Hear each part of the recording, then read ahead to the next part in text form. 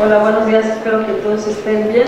Me imagino que tienen en su clase de construcción, esperemos que por ahí se sigan reincorporando más compañeros y compañeras del taller. Antes que nada quisiera yo comunicarles, decirles el porqué de esta plática, el porqué de esta charla. Como ustedes saben, hemos estado haciendo cortes evaluativos semestrales y nos interesa muchísimo qué es lo que ustedes piensan acerca de las actividades, del proyecto académico del taller, obviamente de las organizaciones de los profesores en sus clases. Y vaya, uno de los puntos que nos llamó la atención durante este último corte evaluativo fue la petición de qué sucedía con el tema de la violencia. Y a partir de ello es que organizamos esta sesión por ustedes, para ustedes y también para nosotros como profesores y profesoras, por supuesto. Entonces, tengan la plena seguridad que seguiremos abriendo este canal de comunicación con ustedes y que esto nos permita ir creciendo también a nosotros como taller, ¿no? Entonces, muchas gracias por la sugerencia y pues la sugerencia está hecha hoy una realidad. Y en la búsqueda de la persona que queríamos que estuviera hoy con nosotros, nos vimos involucradas la maestra María José y yo, buscando a alguien que nos dijera algo importante, ¿no? Y bueno, a través de María José, yo estoy conociendo al doctor Leonardo Olivos, y quien muy amablemente pues aceptó nuestra invitación.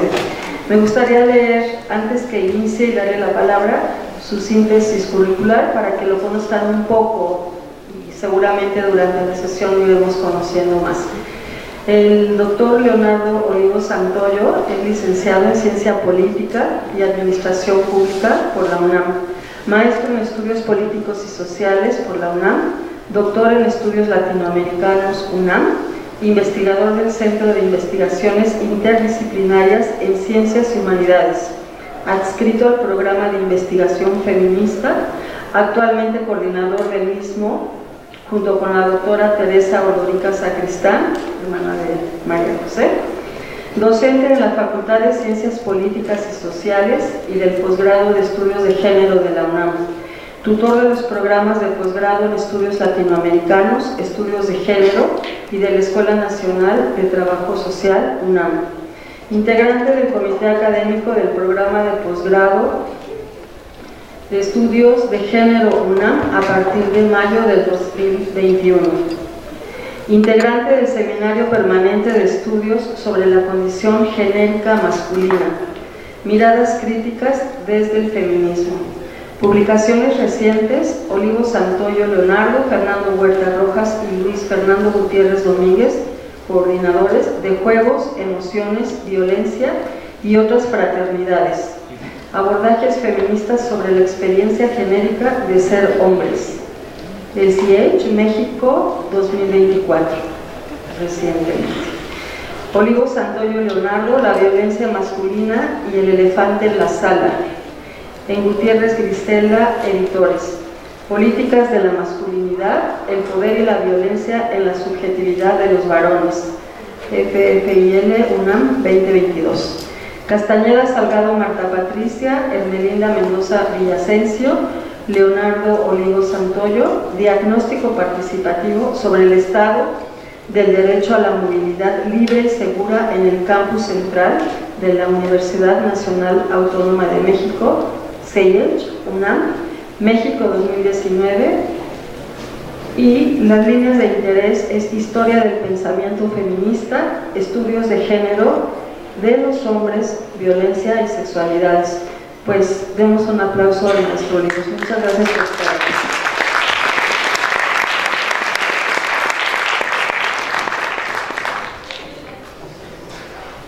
Bueno, antes de que me aplaudan, espero que la plática sea de su interés y que no me aplaudan en vano como un mariachi al que le pagan y luego canta desafinadamente. Espero esa no sea, digamos, el resultado de esta intervención.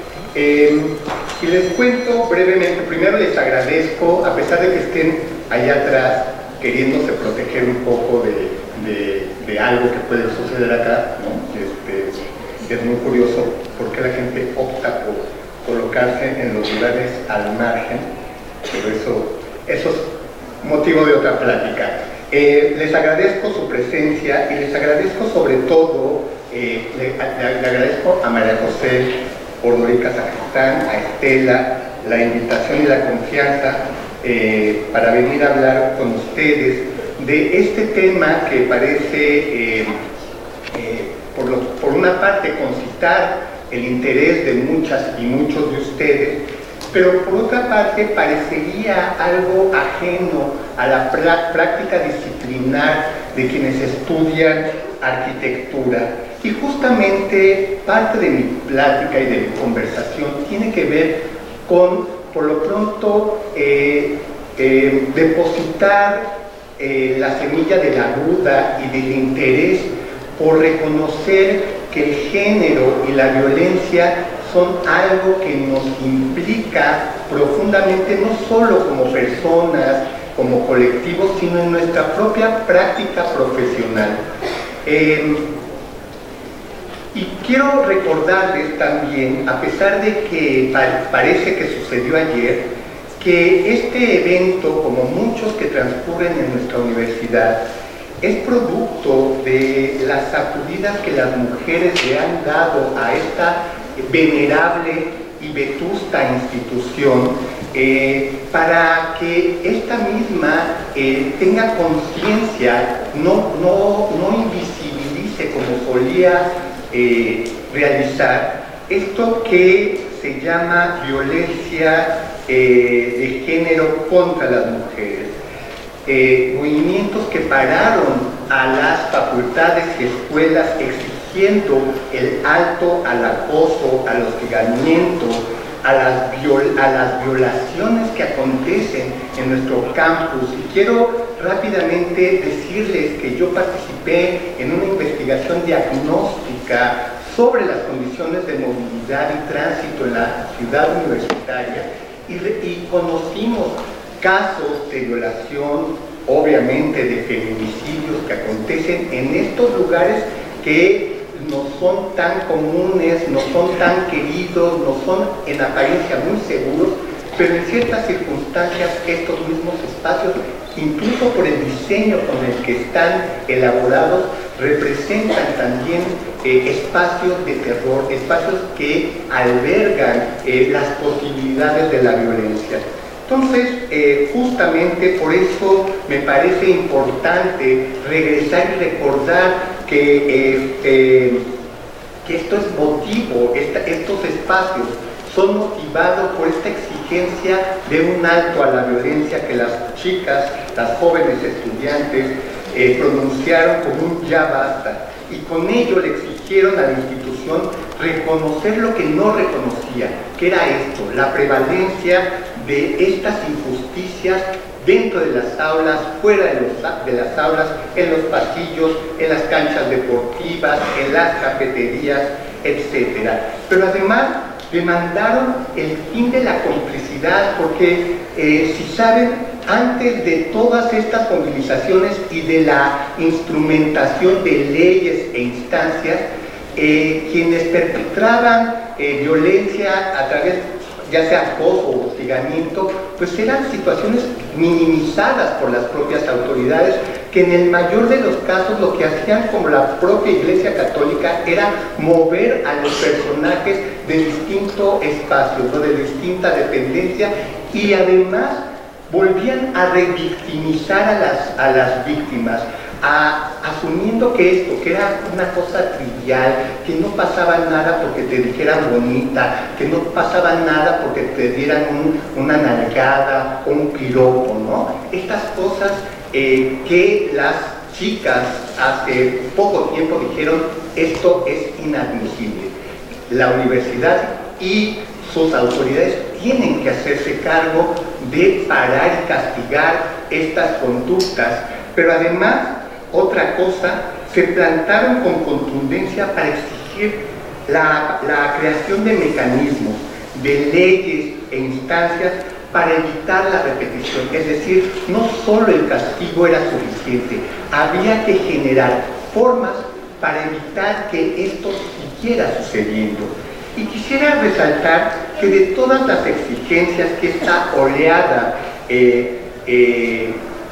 de manera transversal a las distintas colectividades en las distintas facultades y escuelas que pararon, una de ellas fue la reivindicación de contar con materias optativas obligatorias que abordaran las implicaciones del género en nuestras diversas disciplinas y áreas profesionales y tocaran de manera central el tema de la violencia. Que ahí cristalizó una idea largamente añejada sobre el papel de la educación como la herramienta más poderosa y quizá la más luminosa de todas para transformar no solo las concepciones, sino las prácticas, todas aquellas que se han asumido como inherentes al ser humano, ¿no?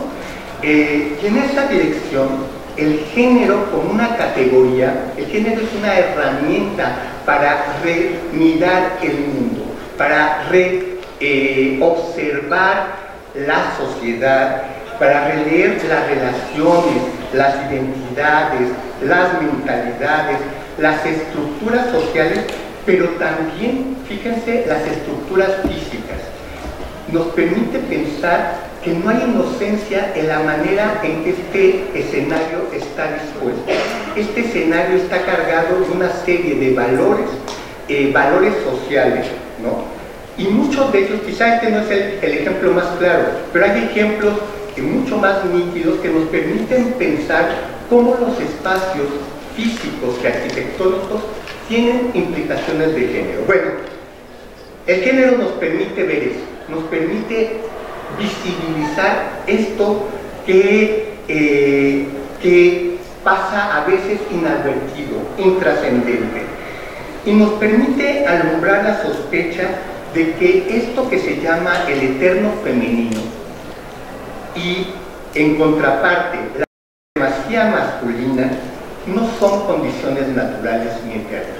El género es una herramienta que nos permite desarticular esas creencias. El género nos ayuda a reconocer cómo la diferencia sexual no determina el lugar de los hombres en los espacios públicos, ¿no? Esta vieja idea de que por ser hombre nos compete y nos es natural transitar y habitar el espacio público, mientras que el espacio natural de las mujeres es el espacio privado. Esta idea es una idea que el género permite desarticular. Nos ayuda a desmantelar la vieja añoranza del hombre cazador y la mujer recolectora, y esta y otras imágenes e ideas que son localizadas, uno lo puede localizar en la Biblia, en el Corán, en el Ramayana, en las tradiciones prehispánicas, pero también en el discurso científico. Como todas estos discursos lo que han hecho es legitimar la diferencia como si fuese esta diferencia absolutamente clara, inamovible, pero esta diferencia no es solamente algo que separa, sino que es una diferencia que desiguala. Esto es lo que el género permite también ver, que esto que parece natural, que los hombres estemos de un lado y que las mujeres del otro, es una concepción del mundo que lo que instala también es la legitimación de la desigualdad. Cuando se argumenta que los lugares y los atributos que poseemos son el designio de Dios o es obra de la naturaleza, lo que se prefigura ahí es una idea de que la realidad no puede ser modificada, de que es, o una condena para algunas o una bendición para otros, pero esto es algo que lo mejor que podemos hacer es aceptarlo con una sonrisa. De tal suerte, el género ha desnaturalizado y desnormalizado esta realidad, por la cual produce una reacción virulenta. Ustedes verán cómo incluso se denomina al género como una ideología. Todos los grupos conservadores, muy ligados al pensamiento religioso, tienden a pensar que esta es una ideología, y cuando se habla de ideología se hace referencia a que es una falsa idea. Pero voy a decir que el género no se sacó de la manga estas cosas, lo ha documentado, lo ha comprobado con distintos elementos de evidencia histórica, antropológica, arqueológica. ¿Qué ha documentado? Que esto no es natural, ¿no? Que la desigualdad no es natural, y que esta diferencia por la cual se asume que las mujeres son de Venus y los hombres de Marte, o viceversa, no recuerdo cuál es esta es una construcción ideológica. La evidencia científica lo que nos ha permitido ver es que las expresiones de género, la identidad de género y las posiciones que las mujeres y los hombres han detentado varían enormemente a través de la historia. A lo largo del tiempo, esto que asumimos que identifica como características connaturales al hombre o a la mujer, son eso, producciones históricas. Por ejemplo, aquello que se piensa como un signo indisociable del sexo, el color, ¿no? El azul, por ejemplo, para identificar lo masculino, y el rosa para identificar a lo femenino. Esto tiene una temporalidad muy reciente, ¿no? Es del siglo XX, y les podría decir de la segunda mitad, digamos, los años 20, 30 del siglo XX. Pero esto se asume, que son características absolutamente naturales, y el género lo que nos permite pensar es que no es así. Siempre pienso, haciendo un ejercicio como de fantasía histórica, si uno pudiese ir con la máquina del tiempo a la época de los Borbones, de los Luises XV y Luis XVI, y le preguntase a la corte ¿qué es ser un verdadero hombre? Imagínense la corte barroca de los Luises, ¿no? Con estos hombres que usaban unas pelucas y se ponían coloretes y demás, y eran sumamente refinados. Uno piensa, o sea, si piensa que la masculinidad era una cosa sumamente de modales finos, muy feminizados, es el gran contraste histórico para saber que esto que se asume como feo, fuerte y formal, que parece ser signos indisociables de la masculinidad, no lo fueron siempre, no lo fueron para toda la vida, y además no solamente es un asunto de historia. Hay grupos humanos contemporáneos en donde las características que definen a uno o a otro sexo no son las mismas que prevalecen en nuestro mundo.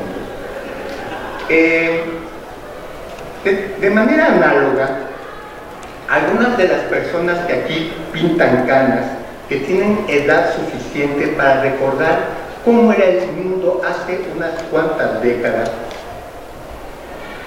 las mujeres, reconocerán con todas sus letras que esto que se denomina violencia era una especie de cuota que se pagaba por ser solamente mujer.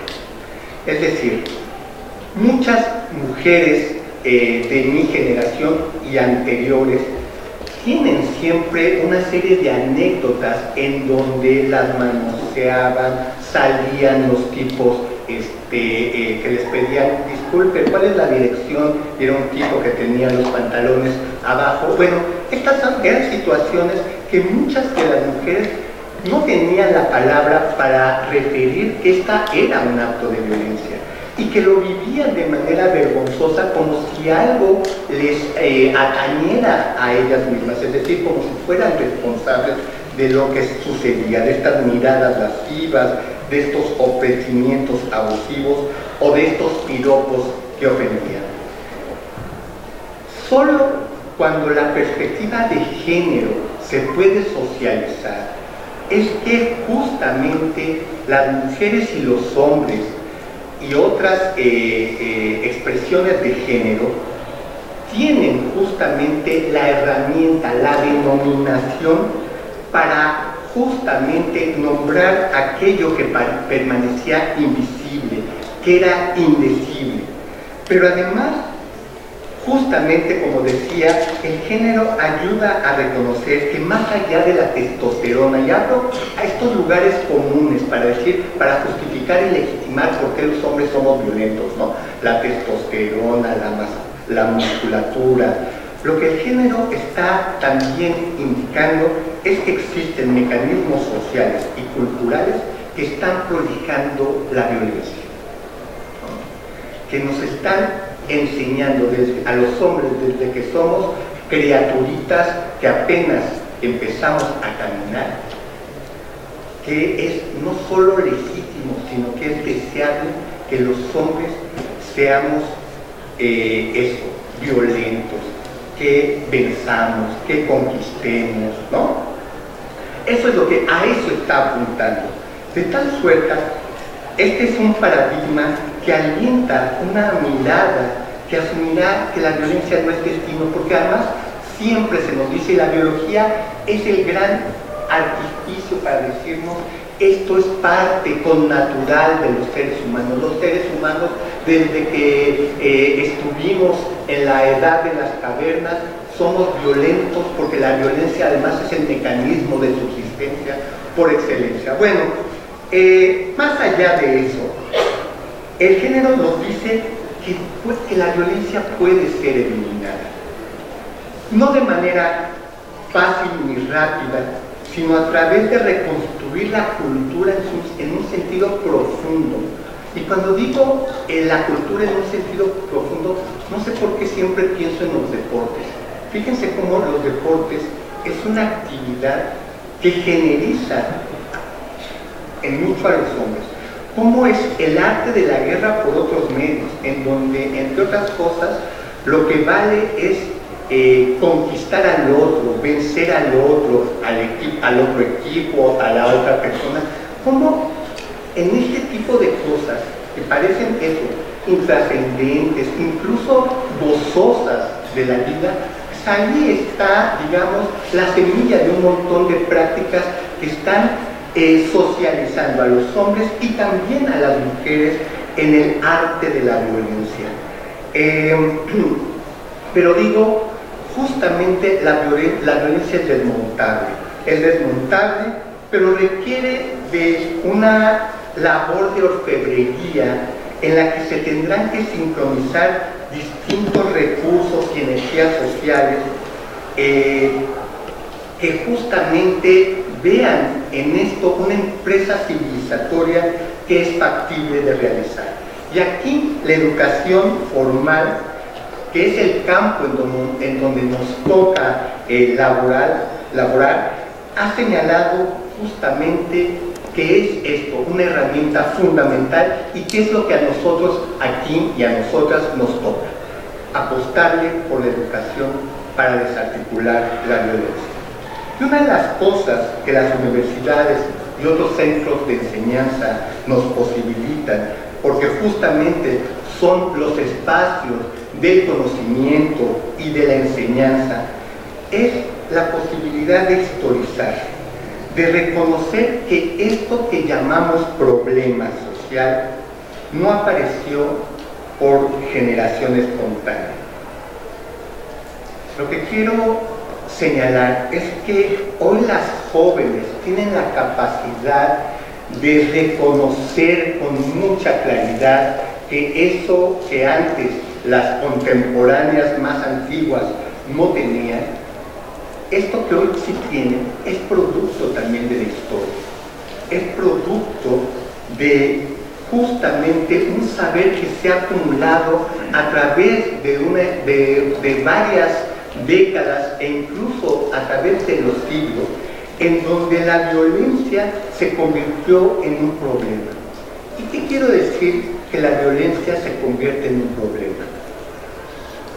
Quiero decir que es el momento en donde hay una sospecha de que esto no solo no está buena onda, sino que además no tendría por qué ser así. No tendría por qué digamos, una respuesta inmediata a la resolución de conflictos. Tendría que ser el uso de la violencia la manera en resolver esto, ¿no? Ese es, digamos, cuando hablo de problema, hablo de esa manera, de esa sospecha, de esta duda que empezó a incubarse desde tiempos remotos. Y voy a iniciar justamente este recorrido breve a pinceladas de cómo la violencia se convirtió en un problema, regresando a 1789. 1789, para quienes no recuerden, es el año icónico de la modernidad, porque justamente estalla la Revolución Francesa. Y se acordarán, o les refrescaré un poquito la memoria para quienes no se acuerdan con claridad de sus clases de historia, que previo al estallido de la Revolución, el rey Luis XVI va a convocar a esto que se llamaron los Estados Generales. Eran una suerte digamos, de protoespacio parlamentario en donde iban a estar representados los distintos sectores de la sociedad.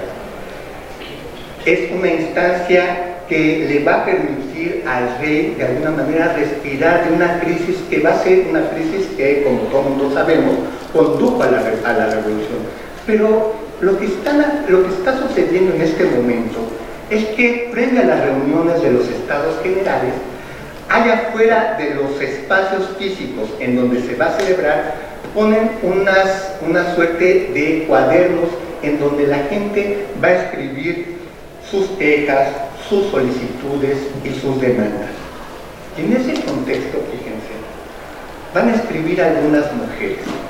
Piensen que en el siglo XVIII saber leer y escribir era una condición minoritaria. O sea, la población analfabeta era lo masivo. Y las mujeres, y entre las mujeres, esta condición de analfabetismo era aún más extrema. Pero habrá mujeres que van a escribir en estos cuadernos de quejas.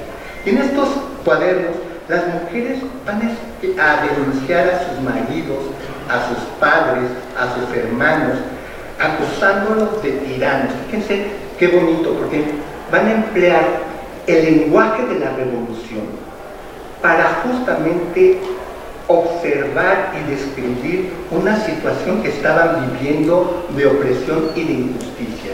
Y dirán, el más absolutista de los reyes es el marido que tengo en casa, ¿no? Y estas mujeres lo que están haciendo, quizá por vez primera en la historia, es sacar los trapos sucios a la calle,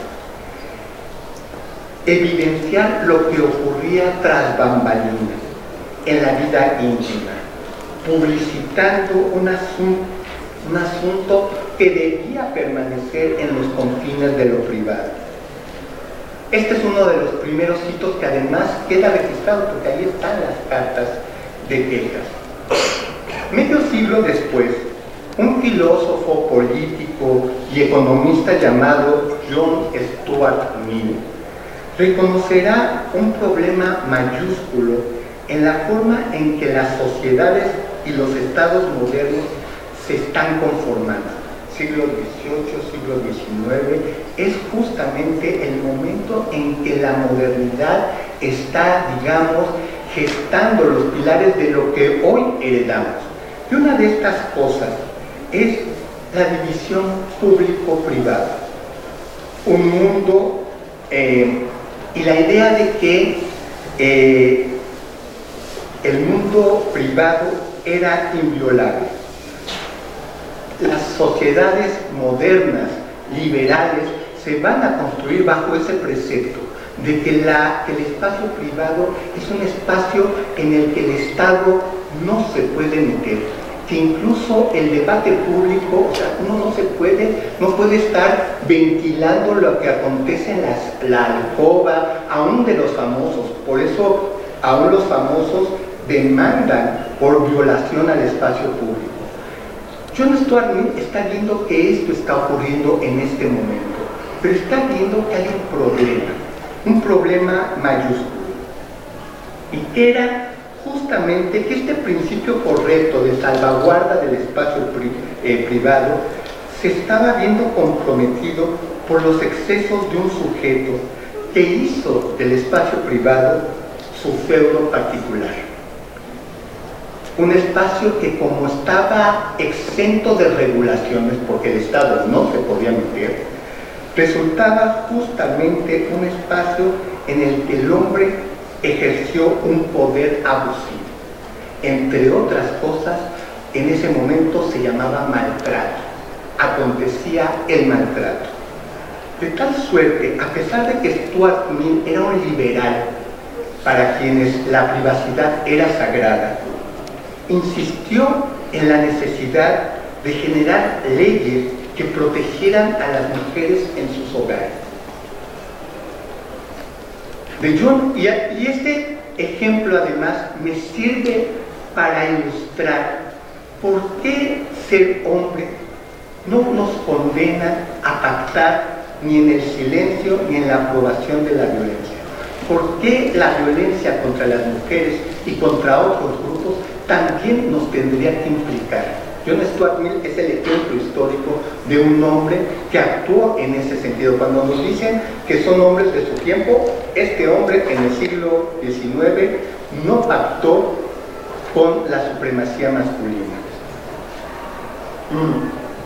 De Stuart Mill me voy a saltar, a tomar esta licencia poética para saltarme un siglo y pasar a los años 60 y 70 del siglo pasado.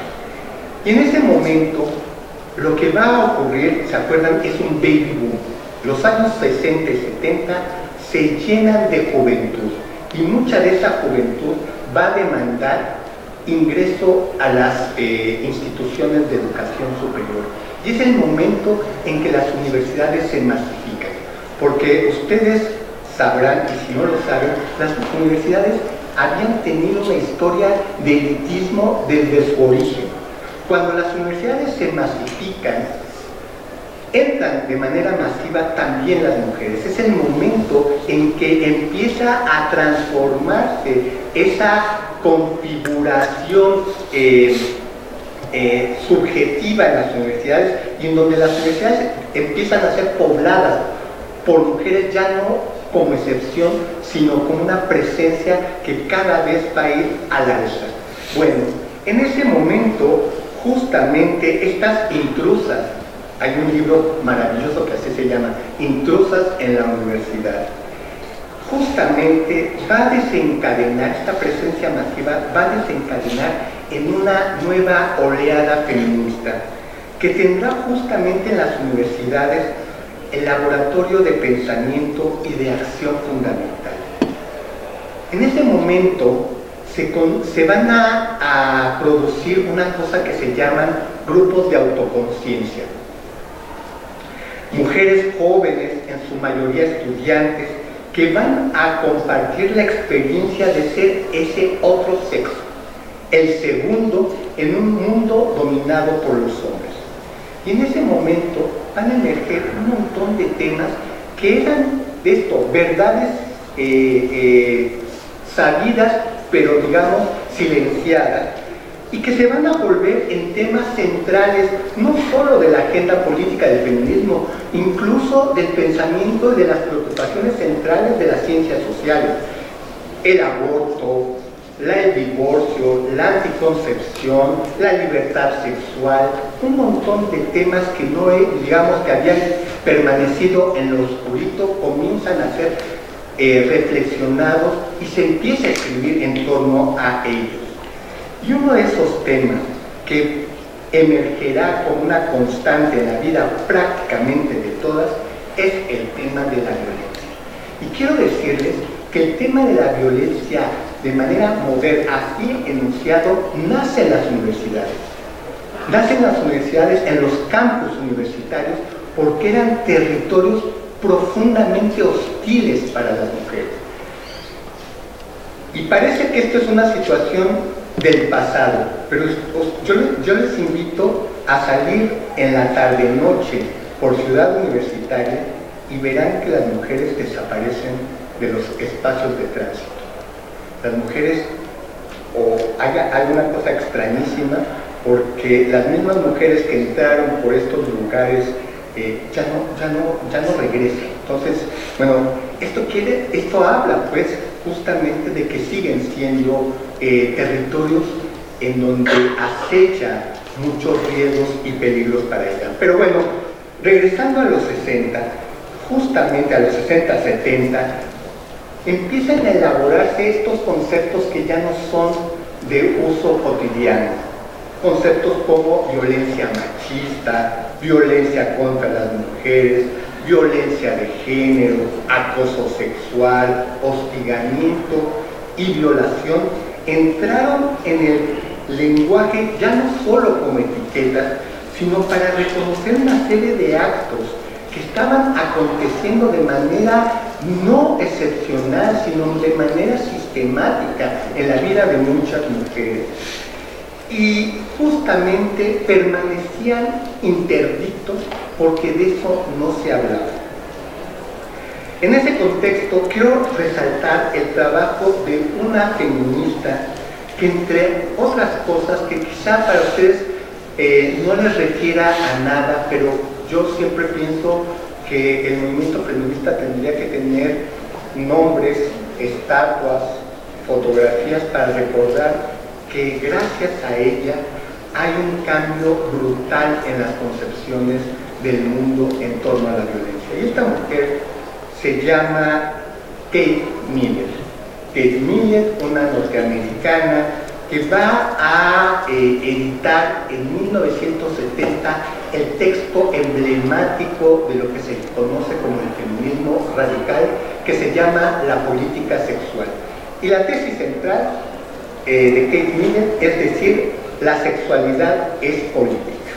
Pero una de las cosas que Millett va a elaborar es reconocer que existe una estructura de poder por la cual el de la especie domina a la hembra de la especie, y a esta que Millett le va a denominar patriarcado. Y dirá, el patriarcado es el sistema de poder más exitosos de todos los que la humanidad ha creado, más exitosos que el poder de clase, que el poder racial, porque dirá, es el más elemental.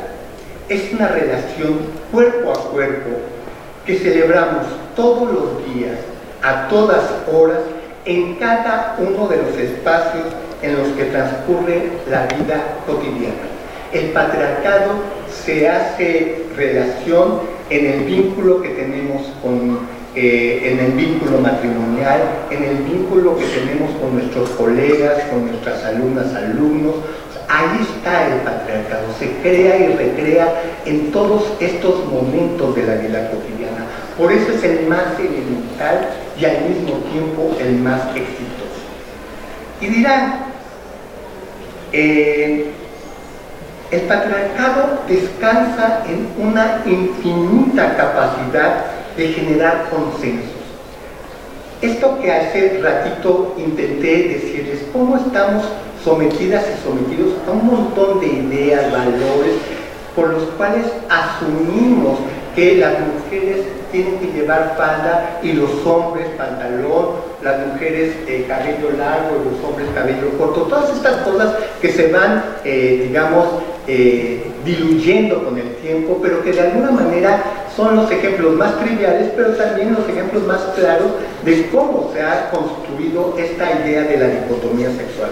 Bueno, Lo que quiero decir es que el patriarcado descansa en esta capacidad de generar ideas, valores, normas, que no solamente los hombres las asumimos de manera natural, también las mujeres.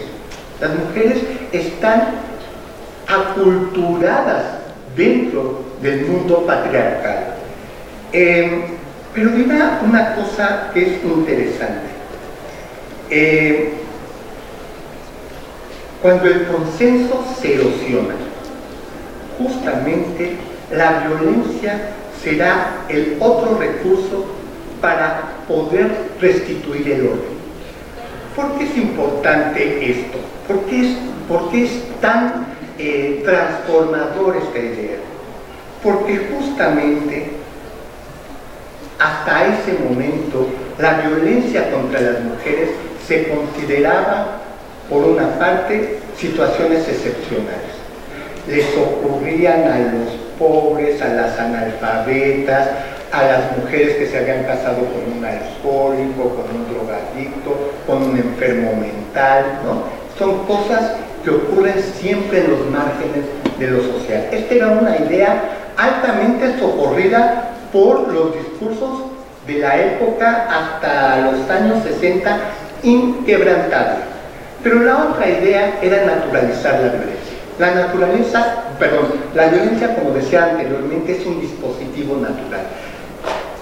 Tenemos esta musculatura por la cual es claro, al momento de cualquier situación que nos altere, ¡pum!, ¿no? Es innato, es una pulsión natural. Esta era la otra idea prevalente. Lo que está diciendo Kate Miller es, ni es natural, ni es excepcional, es sistemático y tiene que ver con el orden desigual de poder. La violencia es un recurso de poder, por eso todo el tiempo aparece, por eso es sistemática. Y dirá una cosa que es impresionante, dirá, incluso aquellas que no han vivido violencia en carne propia, la violencia las ha educado. Fíjense, para los hombres siempre nos parece extrañísimo, incluso es objeto de burla la idea de que las mujeres vayan acompañadas al baño. Y seguramente muchas mujeres nunca han reconocido qué hay detrás de esa práctica tan socorrida. Pues detrás de esa práctica socorrida está el miedo a ser violentada. Es estar acompañándose, porque las mujeres siempre sabrán que el peligro las acecha, que un hombre parado en la esquina puede ser también un sujeto potencialmente nocivo para ellas. Entonces, hay un montón de estas experiencias por las cuales a lo que quiero llegar es que la violencia, a pesar de que no ocurra en el cuerpo propio, es un aprendizaje siempre clarísimo de que no tienes que fisurar las normas, que no tienes que transgredir las normas, que tienes que acallar una serie de dichos, saberes, porque si no, la violencia siempre será una espada de Damocles. Sintetizo, la lectura de Kate Miller permitió sacar de la anomia y de la biologización una serie de episodios que se originan en la desigualdad y justamente sirven para garantizar la reproducción de esas jerarquías de este mundo tal y como se presenta. Por lo tanto, a partir de ese momento, la violencia se instituyó como problema central de la humanidad. Uno que disminuía la calidad de vida de las personas, porque a partir de ese momento se hacen investigaciones para saber cuantificar, por ejemplo, cuántos días laborales significan los efectos de la violencia para las mujeres, cuántos días de estudio también significa el acto de violencia, ¿no? Hay un montón de investigaciones que empiezan a adentrarse en todas estas aristas. Por ejemplo, si ustedes saben que hasta los años 80 la violación conyugal no existía como una figura jurídica punible, porque se asumía que era el exceso de un derecho, ¿no? Un marido tenía el derecho de la carne, que quizá la consiguió de manera excesiva, pero eso no era delito. Entonces, ¿cómo a partir de este momento empiezan a generarse un montón de ideas, de investigaciones, pero también de recursos para hacerle frente? Sobre la idea esta que decía, la violencia es factible de ser transformada. Podemos pactar formas de relacionarnos que no incluyan a la violencia. Y a partir de entonces, las calles, las universidades, se van a volver eso, laboratorios de acción y de práctica, de teoría y de politicidad, justamente para conseguir que la violencia forme parte del museo de la prehistoria humana. Seguramente no les suena la convención, el Comité para la Eliminación de la Discriminación contra la Mujer, la CEDAW, la Convención Interamericana, Belém do Pará, las conferencias de Cairo, de Beijing, la Convención de Derechos Humanos de Viena, y en México no quisiera pasar por alto la ley de acceso a las mujeres a una vida libre de violencia. Todos estos son recursos que se han generado y que digamos, no son suficientes, pero son importantes para ir avanzando. Y para nuestra universidad existen lineamientos generales para la igualdad de género y un protocolo que se acaba de actualizar para la atención integral de casos de violencia por razones de género. Repito, no son suficientes, pero son necesarias. Y vuelvo a la idea de la educación, que es el espacio que aquí nos corresponde. Podemos hacer de las aulas justamente lugares en las que las personas podamos reflexionar de manera crítica y transformar nuestras prácticas, porque a pesar de que se crea y se diga que los prejuicios son, decía, creo que es Einstein el que decía que es más difícil desmontar un prejuicio que el átomo. Sin embargo, también hay pruebas de que esto que parece tan arraigado se puede cambiar. Seguramente muchas de ustedes se acordarán, las que somos y los que somos mayores, que antes no usábamos el cinturón de seguridad. Los niños y las niñas iban en el asiento del pasajero, del copiloto, ¿no? Como eso que parecía algo, o el cigarro. O sea, yo me acuerdo de las políticas antitabaco que restringían espacios para los fumadores. Uno hubiera pensado que iban a ser justamente acciones destinadas al fracaso. Y resulta que tuvieron efecto. Incluso quienes fuman saben que hay lugares que no son permisibles y que tendrán que salir. Estos son ejemplos también triviales, pero muy elocuentes de saber que esos prejuicios, esas prácticas tan sedimentadas, tan cristalizadas, pueden ser transformadas. Y voy a terminar con una idea que voy a dejar nada más asentada y que tiene que ver justamente con otras formas de violencia de género que se destinan a otras subjetividades por razones de orientación sexual o razones de identidad de género. El orden de género o sistema sexo-género descansa sobre la base de la dicotomía sexual. Se asume que el basamento inequívoco es la biología, que tenemos cuerpos que tienen perfectamente clara la anatomía y que a esa anatomía, de esa anatomía, se deriva una identidad, una expresividad, posiciones en la jerarquía social, y sobre todo también se asume que existirá en consecuencia una preferencia erótica y afectiva por esa otredad que se nos presenta al mismo tiempo, radicalmente distinta, pero complementaria, ¿no? Como toda esta idea de que los hombres y las mujeres somos el yin yang en la noche y el día, bueno, este es el artilugio que descansará sobre este sistema sexogenérico. En ese sentido, esta ecuación perfectamente lineal se le aparecerán siempre anomalías, sujetos cuyo cuerpo puede ser claramente identificado como un cuerpo de hombre, pero que su expresividad y su identidad no corresponde con esa biología, o personas que amarán y desearán al sujeto prójimo, al sujeto, digamos, de su mismo sexo.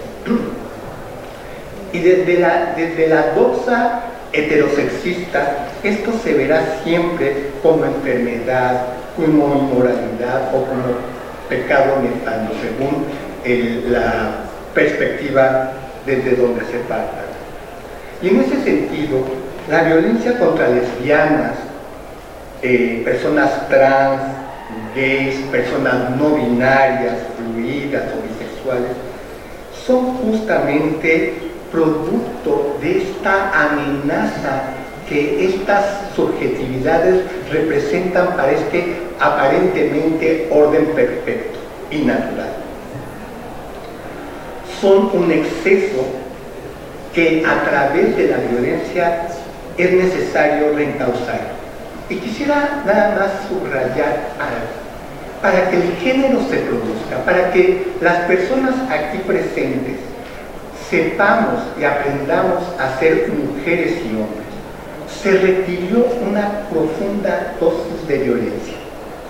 El género se imprime a las personas con una tremenda dosis de violencia. Si eres niña y brincas y te subes a los árboles, eres una marimacha que no sabe cuál es su lugar en la silla, mirando el horizonte, ¿no? Quietecita y bonita. ¿Cómo estos, o los niños, ¿no? Que empiezan a jugar, a hacer la comidita? Bueno, los papás les pueden arrancar los pelos de la patilla viendo a sus hijos y actuarán en consecuencia, generando a veces no violencia física, pero una gran dosis de violencia emocional. El género se construye a través de la violencia. Pero justamente estos excesos a la norma se intentan readecuar, reencauzar a través de la violencia. Por eso todas las subjetividades de la diversidad tendrán siempre una experiencia también de violencia, ¿no? Y si no es posible reencauzarles, hay que eliminarles, ¿no? Y este país, además de ser un país de alta tasa de feminicidio, es un país de alta tasa de crímenes por homofobia, lesbofobia, transfobia, xilofobia, ¿no? Todas estas expresiones que, como digo, salen de la norma. Pero al igual que para las mujeres, la violencia es un gran aprendizaje. Es la manera en que los hombres sabemos, y eso sería objeto de otra plática, cuando hablar de los pactos patriarcales. Y rápidamente lo único que quisiera apuntar es que los hombres sabemos y queremos no ser como las mujeres, porque existirán las mujeres y aquellos otros hombres afeminados, dóciles, tiernos, que serán objeto de la agresión social de los hombres y por tanto es una suerte de poner las barbas arriba. Yo, si veo esto, lo que hago es subir el pecho y hacer lo más masculino y viril que puedo ser frente a lo que implica justamente estar en el disenso, digamos, en la minoría, ¿no? Y por tanto, para finalizar, quisiera decir que a pesar de las diferencias entre los movimientos, este es un espacio de confluencia. La violencia patriarcal es una violencia que daña la vida de las mujeres, pero también daña la vida de aquellas otras subjetividades que no están, digamos, configuradas en el marco de un sistema heterosexista.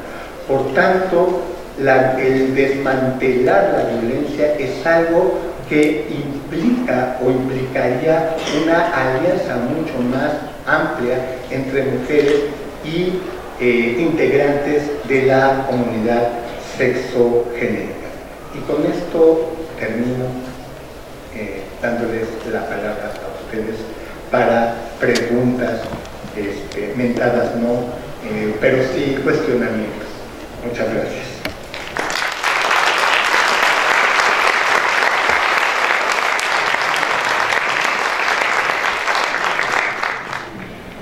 Hola, ¿qué tal a todos? Muchas gracias por esta plática y parece muy sencillo, pero no lo es. Definitivamente sí creo que estos cambios se están dando, se están gestando, pero yo sigo viendo en el día a día, ¿cómo decirlo?, que no está fluyendo, que cuesta trabajo, ¿no? Cuesta trabajo porque tal vez es lo que ya aprendimos, lo que ya se sabe y lo más cómodo, y hacer el cambio es lo más difícil. La plática es los caminos para la erradicación. Mencionaste la educación, que me parece básica, leyes que a veces también se sienten punitivas, castigos, ¿no? Así de que a la fuerza tienes que cambiar porque si no, no podemos seguir.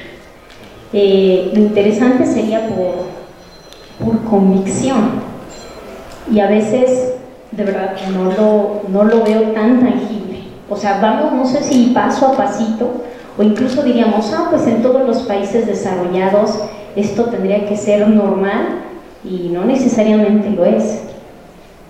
Entonces la pregunta aquí sería, ¿qué otros caminos tenemos? Además de este cuestionamiento, ¿cómo decirle?, este manotazo de decir hasta aquí, ¿no? Yo veo que hay argumentos, posturas, pero yo veo renuencias al cambio todavía. Y de verdad lo veo día a día, o sea, súbanse al metro, súbanse al camión, en los lugares donde se supone que ya debería de estar erradicado, porque tenemos conciencia y no lo es.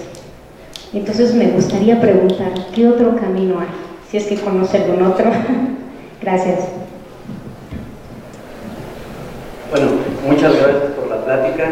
Yo considero que es un camino que de repente para muchos de nosotros que hemos estado en situaciones que nos ponen ya de repente en el análisis propio de qué tan violentos hemos sido, qué tanto hemos participado en esta violencia, pues nos ponen en una situación bien complicada, ¿no? Es bien difícil aceptar, mirarnos a nosotros como parte del problema, entender que muchas cosas de las que hemos hecho y por las que hemos pasado son violentas, o sea, violentas con nosotros, pero también de nuestra parte violentas con las demás, con los demás. Es un camino que a veces es hasta doloroso, ¿no? Y que cuesta mucho trabajo, y que a veces por ahí es donde empezamos a no querer entrarle al tema, ¿no? Porque sabemos que entrarle al tema es quitarnos también nosotros de encima la capa de que todo lo podemos, de que todo lo hacemos, de que nosotros no, yo no, soy violento, ¿no? Y darnos cuenta de que sí somos violentos es una cosa que a veces nos cuesta trabajo y nos es muy doloroso. Creo que también por ahí tenemos que empezar, o sea, por hacer una reflexión sobre lo que nosotros mismos hemos hecho y sobre lo que nosotros mismos hemos sufrido. Hola, bueno, mi duda era más, al inicio comentaba que la violencia muchas veces se daba también por el diseño de los espacios. Entonces quería preguntarle pues algunas prácticas que nosotros seguimos haciendo en el diseño que ya sí deberíamos determinar, así como usted menciona, y qué otras soluciones podemos ofrecer justamente para reducir la violencia desde nuestro ámbito, que es la arquitectura. Bueno, en lo que se animan, si es que se animan, me parece que sus intervenciones han sido muy sugerentes, porque en efecto lo que estamos viviendo quizá es la resistencia a estas transformaciones, por lo cual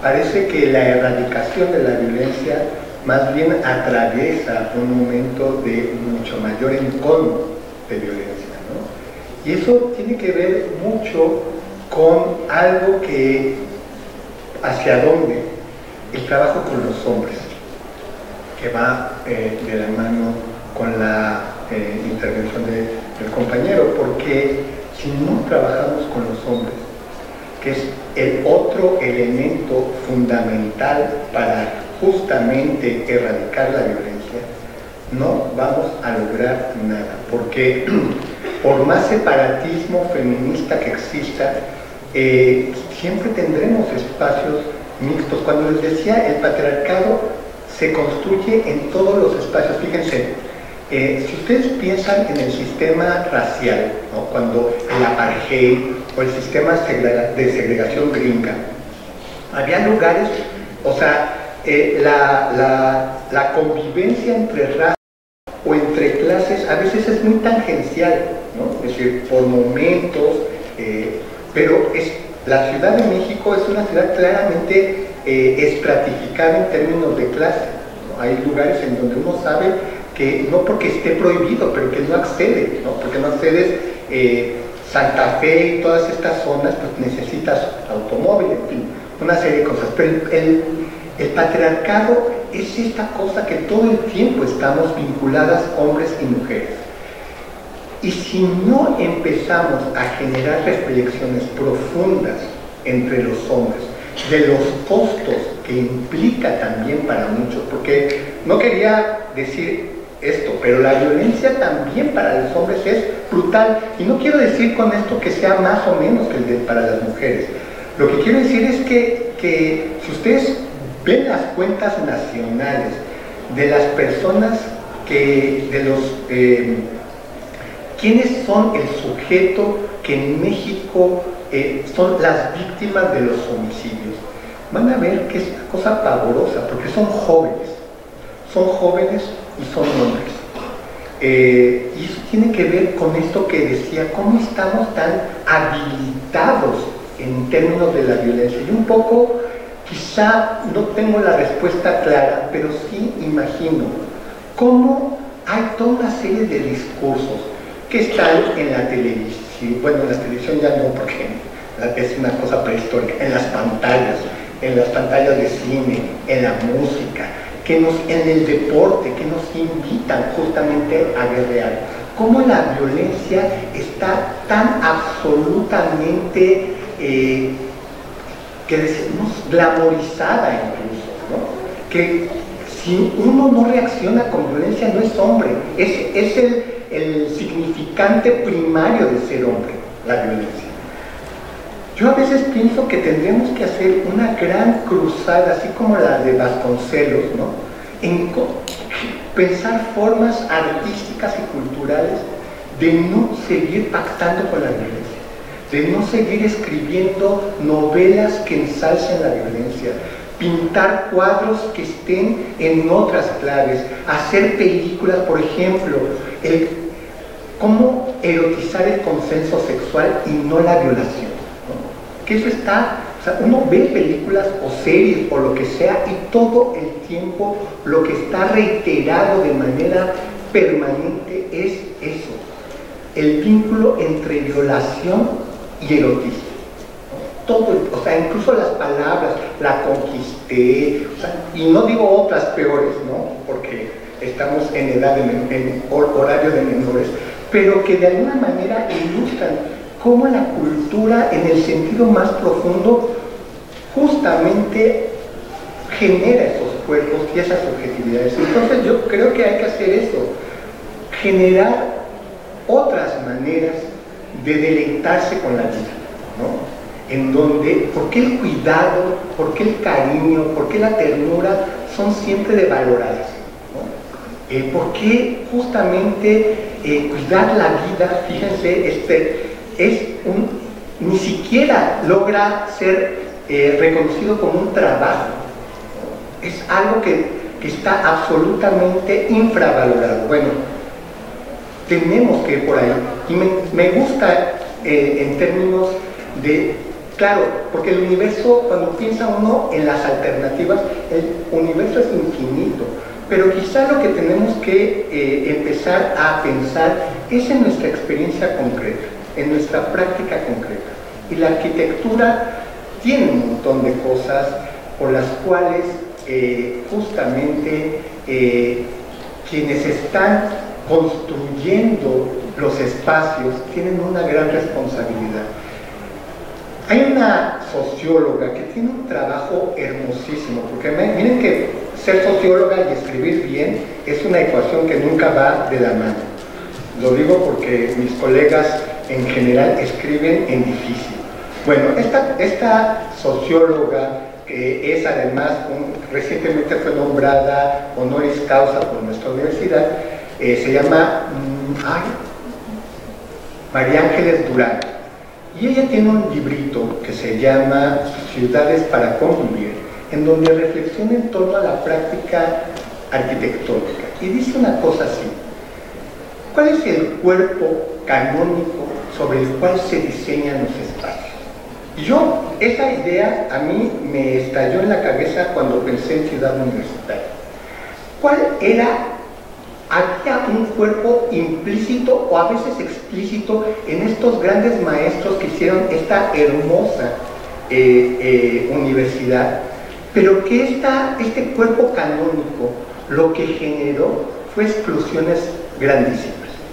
Por ejemplo, yo cada vez que camino por Ciudad Universitaria y veo, bueno, ya ni siquiera pensar en las personas con discapacidad, pienso en una mujer con un bebé, con una carriola, tener que atravesar la silla. Es que para ella no estuvo construido esta ciudad universitaria, porque el cuerpo canónico sobre el que se diseñó era de un joven con todas sus facultades, hombre, ¿no? Y incluso te puedo decir más cosas, mestizo, porque no era indígena, ¿no? Hay un montón de asegúnes que están ahí implicados, que para esos otros cuerpos que no son canónicos se vuelven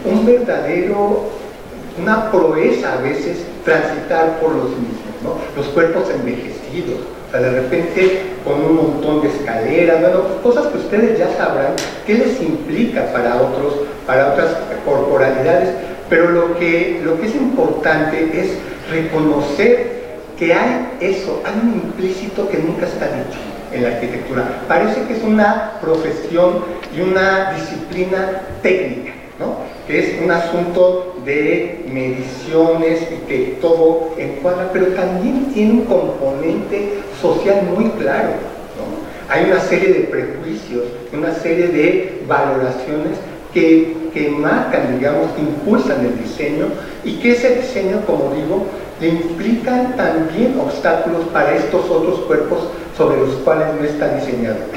En este trabajo que yo hice, y algún día si me invitan a hacer una de estas cosas que hicimos, recorridos por la ciudad universitaria, para ver qué implica una ciudad universitaria construida, por ejemplo, para los automóviles.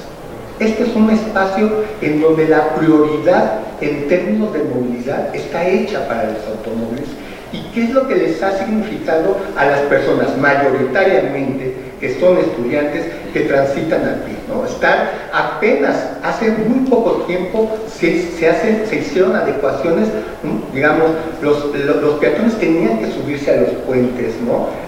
Generar un gasto energético mayor para que los señores y señoras que veníamos en automóvil transitáramos como pan por nuestra casa, y eso tiene que ver con las formas en que se diseñó este espacio, con ciertos principios, como digo, con un cuerpo canónico que tiene clase, que tiene sexo, que tiene una serie de condiciones físicas determinadas, ¿no?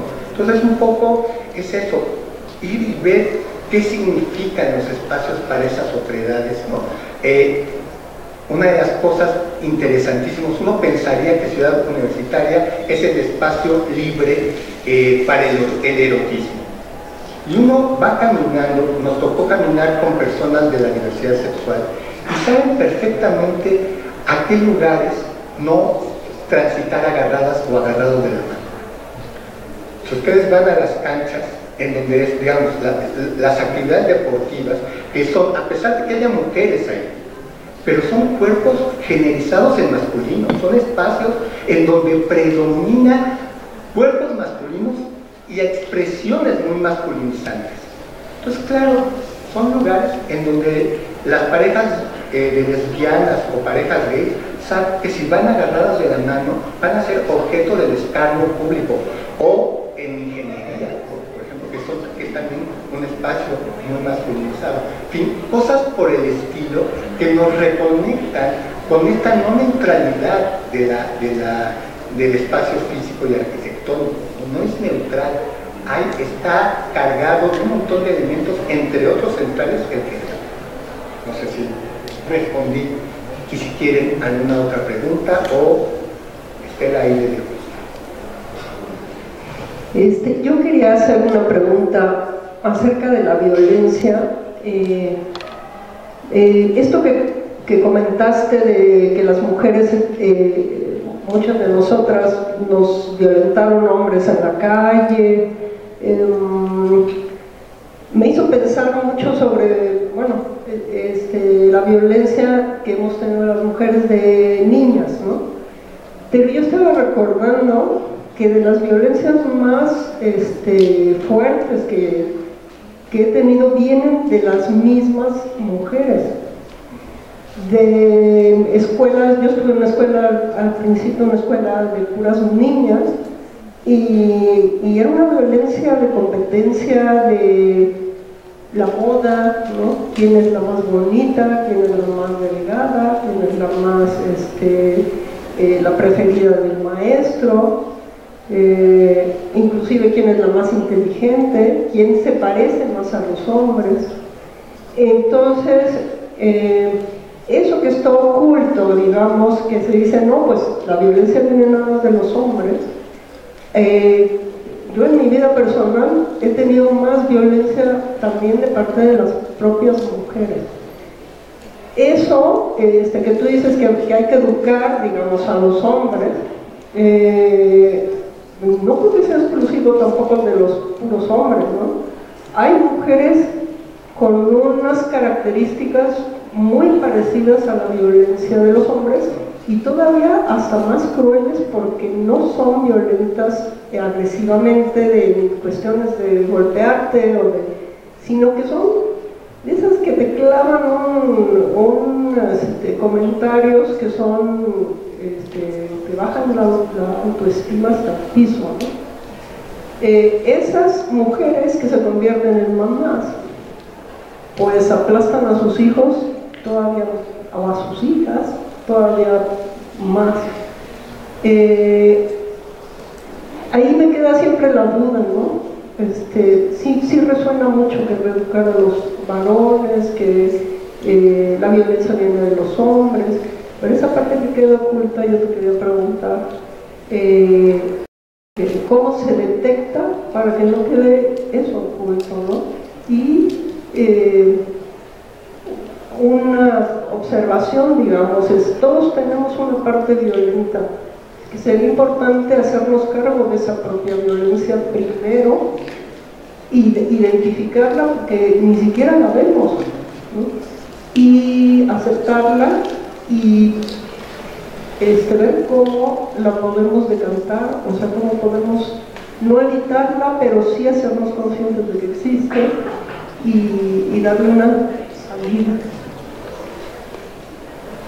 No difiero en el sentido de que efectivamente todos podemos tener actitudes violentas, respuestas violentas, pero creo que estamos hoy hablando de la violencia hacia las mujeres en general y me parece peligroso meter estos temas, porque es el que usan muchos hombres.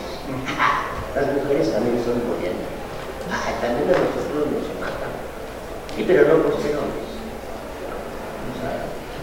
Entonces, Lorena, creo que sí es verdad, hay mujeres que somos violentas, podemos llegar a ser violentas, pero no es un problema tan grande, ni tan sistematizado, ni tan ocultado por la sociedad como ha sido la violencia de las mujeres.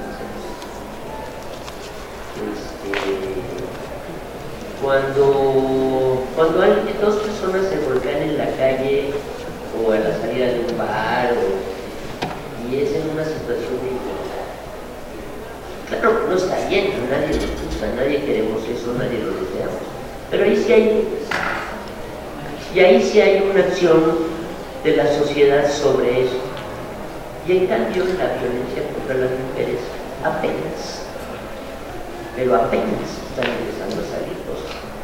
Entonces sí quería manifestar. Bueno, mi pregunta o mi comentario es un poco, bueno, no es en torno a esto específicamente. El mío tiene que ver más bien con qué pasa después de la violencia y de las denuncias. En una comunidad, después de la violencia, del acto de la violencia, y después la consecuente denuncia de los grupos. Vivimos en una comunidad, la Facultad de Arquitectura, que ahora mismo pues, tiene la piel sensible. Venimos saliendo de un momento en el que este tema pues, ha sido un tema muy discutido, ha sido un tema que ha sido pues, muy álgido y bueno, pues estamos como bajando la marea después de esta situación. ¿Qué pasa? Pues que en la actualidad vamos a pasar por varios procesos de elecciones, de exámenes de posición, cuestiones en las que pues tenemos que tomar decisiones, en las que va a haber, pues que habrá temas que saldrán. ¿Qué hacemos con el ya he cambiado? Con estos momentos en los que se acepta que existió una violencia, ¿cómo se reconstruye? Tomando en cuenta que las mujeres estamos socializadas a perdonar el error y los hombres a minimizar las actitudes de otros hombres. ¿Cómo sabemos cómo podríamos identificar cuando hay una verdadera intención de cambio? Porque sabemos que también somos proclives a equivocarnos y después cambiar el rumbo y tomar otras actitudes, y creo que eso es algo que se debería reconocer aquí en la universidad también. Pero ¿cómo nos ayudamos nosotros a reconocer cuando es legítimo y cuando se trata de una acción que trata de minimizar una cuestión con el fin de obtener un beneficio? Gracias. Qué pregunta tan difícil y qué intervenciones tan polémicas en torno. Yo lo que diría es, en efecto, la violencia es un dispositivo que nos ha socializado en buena medida a tutti frutti, mujeres y hombres, pero los hombres somos el sujeto de la violencia, es decir, todo el aprendizaje vital que constituye la masculinidad pasa por la violencia, ¿no? En ese sentido, por eso es un tema tan central y tan brutal el tema de la violencia contra las mujeres, porque en efecto no dudo tampoco que haya, no dudo porque además conozco que la violencia también la pueden reprimir cuerpos de mujeres y cuerpos feminizados. No obstante, la gravedad de lo que hoy vivimos, la cantidad de feminicidios. Fíjense que el feminicidio fue el único delito mayor que no bajó durante la pandemia. Porque claro, estaban en la casa, que además es el lugar más riesgoso para las mujeres, pese a toda la prédica de que el hogar es el refugio del amor y de la armonía y de tutti frutti, estos endulcoramientos que nos han dicho. Por lo cual creo que sí que hay que centrar en este momento la violencia que ejercemos los hombres contra las mujeres, porque ese es el tema central. Es el tema que genera muertes, que genera daños a los cuerpos de manera contundente, a la psique y a la emocionalidad de muchas mujeres. Y lo que yo sí creo es que, claro, todo el mundo tenemos un montón de aprendizajes por las cuales la violencia es absoluta. Y no solo aprendizajes. Aquí quien no sea violento que tira la primera piedra, por favor. Es algo que nacemos con ello como si respiráramos, pero no porque sea natural, sino porque es una cosa absolutamente promovida. Pero yo también creo que por la gravedad, por las consecuencias, el tema es la violencia de los hombres contra las mujeres y contra otras subjetividades, ¿no? Porque si vemos cuántos hombres mueren a manos de las mujeres, que eso además lo que dice María José es cierto, incluso hay una serie, ¿no?, de mujeres asesinas que hacen esto grandielocuente, el tema de las mujeres que asesinan a los hombres, cuando en términos estadísticos y demográficos es una minoría, una excepción y no la regla. Entonces el tema central creo que es el tema de las mujeres. Y yo, fíjate, ¿cómo te llamas? Es que ahorita que decías, hay un texto hermosísimo de una feminista negra que se llama Bell Hooks, que se llama así como El derecho a cambiar. Porque si no le apostamos al cambio, un poco, es cierto, todo lo que ustedes dicen, estamos en un momento muy riesgoso, porque la violencia masculina, por supuesto que va a regresar por sus fueros. Ustedes saben, a estos hombres que hemos aprendido a que las mujeres son ciudadanas de segunda, que son tontas, irracionales, que de repente se nos aparezcan estas y se posicionan en los espacios que nos correspondían a nosotros. El enorme enojo que provoca eso.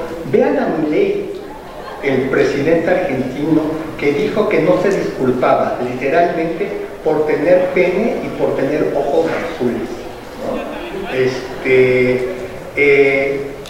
Y lo que eso concita es una alianza entre muchos jóvenes que ven en él el ariete para la restitución de los poderes.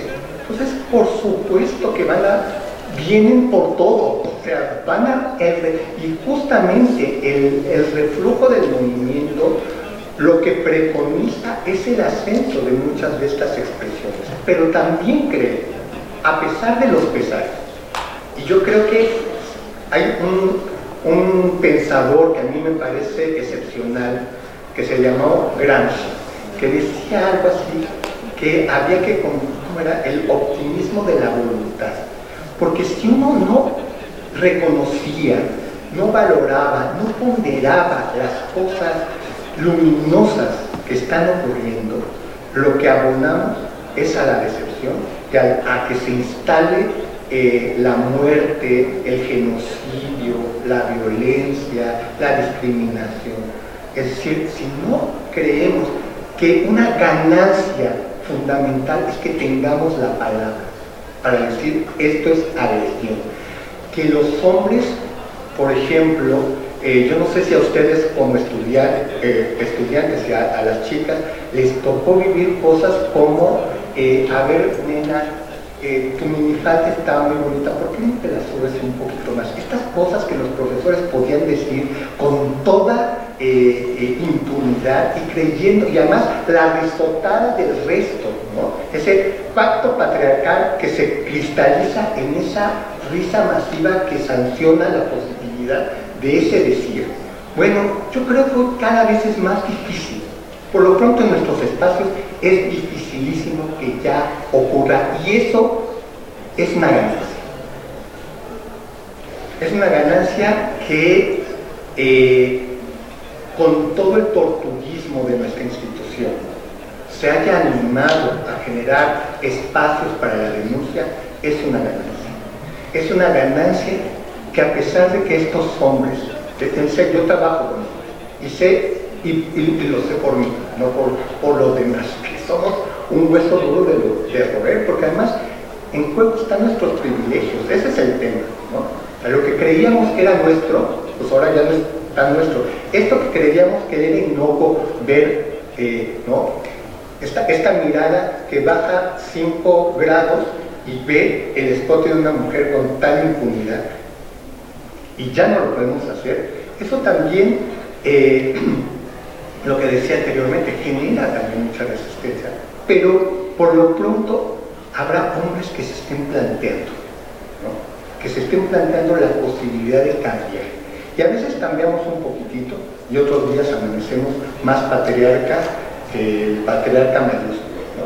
Pero otros días suavizamos la misoginia, porque insisto, si no le apostamos al cambio con el optimismo del cambio, lo que nos viene es el infierno, como dice Game of Thrones, ¿no? Claro, es una cosa que creo que tiene mucho que ver con la voluntad de querer transformar. Entonces, bueno, yo siempre le daré el beneficio de la duda aún a los simuladores, ¿no? Primero, muy buenas tardes y gracias por la conferencia que se está brindando hoy. Quería hacer una pregunta acerca de cuáles son estas situaciones que nos predisponen a perpetuar esta idea del pacto patriarcal o incluso la violencia. Ya había mencionado acerca de los mensajes que se transmiten en los medios, en las películas, pero mi duda es si hay algo de lo que no se está hablando o de lo que aún no se ha visibilizado. Hola, buenas tardes. Solo quería comentar que, ya se ha visibilizado, no sé si gracias a Dios, se ha visibilizado en esta generación, pues no la erradicación al 100% de la violencia en general, sobre todo hacia la mujer y hacia la comunidad LGBT, pero podría mencionar que en el transcurso de los 25 años que tengo, ha habido un cambio bastante bueno a partir del 2000. Bueno, yo me percaté de eso aquí en México, ya que se empezó a visibilizar mucho el tema de la violencia hacia la mujer. También fue algo que bueno, fue un tema de lucha, hubo mucha lucha últimamente, y he considerado también, lo han considerado como un tema de la generación de cristal, por el simple hecho de opinar o luchar por los derechos o erradicar algún tema como es la violencia, ¿no? Entonces, yo me quedaría como tarea, o realmente yo puedo hablar por todos los compañeros, que tenemos la tarea de erradicarlo, y creo que vamos por buen camino, porque bueno, yo he visto un cambio por la universidad, y por algo se empieza, ¿no? Entonces, bueno, eso es lo que tenía que decir. Yo tengo una duda respecto al entender que cada espacio, y sobre un comentario que daba, que está diseñado como objeto tomando en cuenta al hombre, ¿cómo podemos hacer para diseñar espacios que sean considerados para todas las personas y no solamente tomando en cuenta las medidas estándares que tenemos. Pues eso es su tarea. Yo la verdad es que apuntaría, pero sé que hay diseños, digamos, que tienden a la universalidad, que tienden a observar, por ejemplo, no sé, los sillones. O sea, uno tiene que pensar en las condiciones extremas, porque si hay un principio que tiene que ver con el urbanismo feminista, que dice, si una ciudad es segura para las mujeres, es segura para tutti frutti, para hombres y para, ¿no? Y es un poco, digamos, en un principio, si ese asiento le sirve a alguien que tiene discapacidad motriz, estoy diciendo una tontería, pues, pero estoy imaginando situaciones, pues seguramente le puede servir a muchas otras personas que tienen otras condiciones, ¿no? Quizá eso,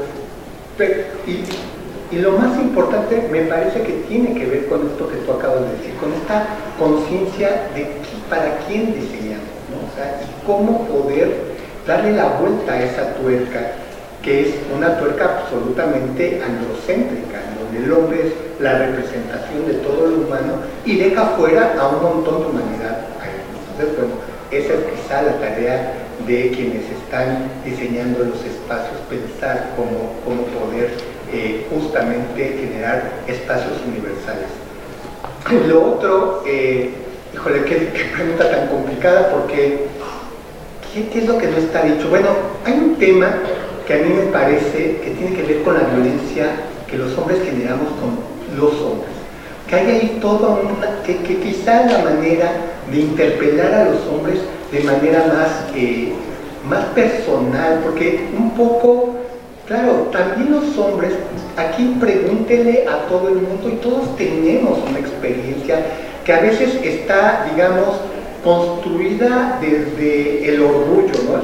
Dicen que los hombres, por ejemplo, portamos las cicatrices como si fueran las medallas de nuestras guerras tontas, ¿no? Pero si uno le pregunta, digamos, si hace un ejercicio de reflexión profunda, podemos observar cómo también no está lindo esta vida guerrera que los hombres sostenemos con los otros hombres, ¿no? O sea, hay también una pérdida de facultades, de integridad, que quizá es algo que nos hace falta, más que en clave de heroicismo. Hay que ver, digamos, las tonalidades otras agraviantes que la violencia tiene en la vida de los hombres, porque hay. Y creo que esa es una tarea que nos corresponde a los hombres empezar a hacer, ¿no? Empezar a hablar de nuestras violencias, de cómo también somos objeto de otras violencias, cómo nos sometemos, por ejemplo, ustedes, hay todo un tema que a mí me parece fascinante, que tiene que ver con la cultura de los excesos y del riesgo, cómo eso encarna perfectamente en los mandatos de la masculinidad, y ustedes verán en Periférico a las 12 de la noche, quien hace slalom en un auto así, será un joven que irá acompañado o irá solo, pero irá asusado bajo la idea de que hay que ganarle a este otra carcacha porque yo tengo un carro mejor, ¿no? ¿Cómo es? Y estas cosas, si tú ves el recuento anual de accidentes automovilísticos, verás que hay una sobrerepresentación de los hombres en estos accidentes y sobre todo en los accidentes que tienen letalidad. Y ahí está actuando el mandato de la masculinidad a todo lo que da, ¿no? O estos hombres que nunca vamos que nos empieza a doler aquí, ¿no? Pero, ay, espérate tantito, y tu esposa o tu compañera te asusan por ir al médico, y vas al médico ya cuando ¿qué es lo que tenemos? La apéndice te nos reventó, ¿no? Eso es muy común en los hombres, ¿no? Y eso tiene que ver con estas prácticas de la hombría que no se queja, que que incluso no tiene interlocución con su propio cuerpo, no sabe leer los signos de su propio cuerpo, porque todo eso implica debilidad, y los hombres, por ahí decían, los hombres somos los objetos de la fortaleza, ¿no? Bueno, esas cosas creo que tendrán toda una beta de exploración y de análisis a los que hay que tocarle, ¿no? Y bueno, creo que ya es hora de cerrar esto. Les agradezco mucho su asistencia, sus preguntas. Espero que no les haya aburrido mucho. Sí, por aquí había otra pregunta, pero... No. Tengo la última pregunta. Yo tenía una pregunta. Con todos los comentarios que hemos escuchado, siempre se nos hace referencia hacia las futuras generaciones y que tenemos todo como la esperanza en ellas.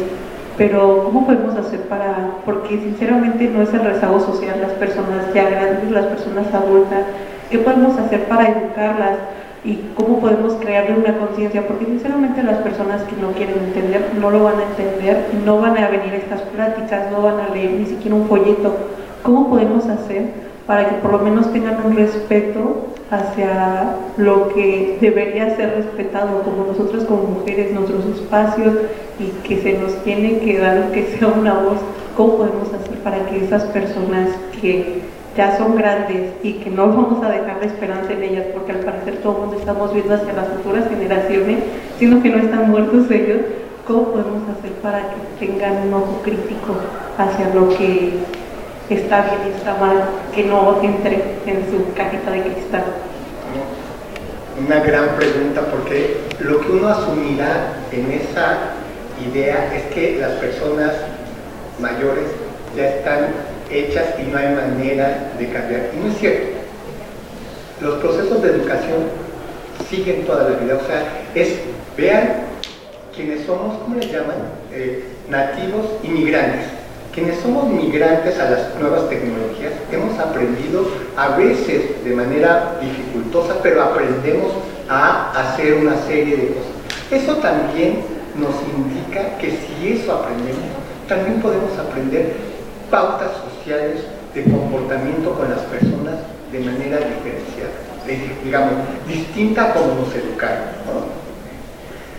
Pero por supuesto, como tú dices, habrá personas que no haya manera, no hay manera. El señor Milei diciendo estas cosas, supongo que no habrá forma de interpelarlo, y ese ya no, vamos, ese es un poco una causa perdida. Pero lo que uno puede generar son apostarle por construir consensos en otro sentido, es decir, cada vez personas que tengan otras visiones del mundo y otras prácticas del mundo por las cuales éstas sean minoritarias, ¿no? Eso hay que apostarle, porque por supuesto que habrá siempre gentes que nunca vengan, que al contrario vayan y grafiten de cosas espeluznantes, que hagan, digamos, actos de violencia. Por supuesto que van a haber jóvenes, viejos, niños, ¿no? Porque uno cree que esto es privativo de los... Y de repente hay una juventud que parece ser mucho más misógina, por esto que decía anteriormente, ¿no? Esta cosa del recrudecimiento de estas cosas. Bueno, esto es lo que se me ocurre. Ahora sí. Bueno, muchísimas gracias, Leonardo. Muchas gracias también a todos las y los alumnos que están aquí. Bueno, hay un interés por el tema. Me parece que siempre la sesión de preguntas y respuestas siempre nos dará esta riqueza de visiones, de que queremos avanzar. Y bueno, yo por mi parte, como coordinadora del taller, sí les ofrezco estar siempre abiertos, los coordinadores de etapa también, para cualquier situación que en algún punto nosotros también podamos intervenir, por supuesto, ¿no? Y bueno, muchísimas gracias al auditorio, muchísimas gracias a Leonardo. Nos gustaría entregarte un reconocimiento por parte de la coordinación del taller y agradecerte enormemente aquí tu presencia. Muchas gracias.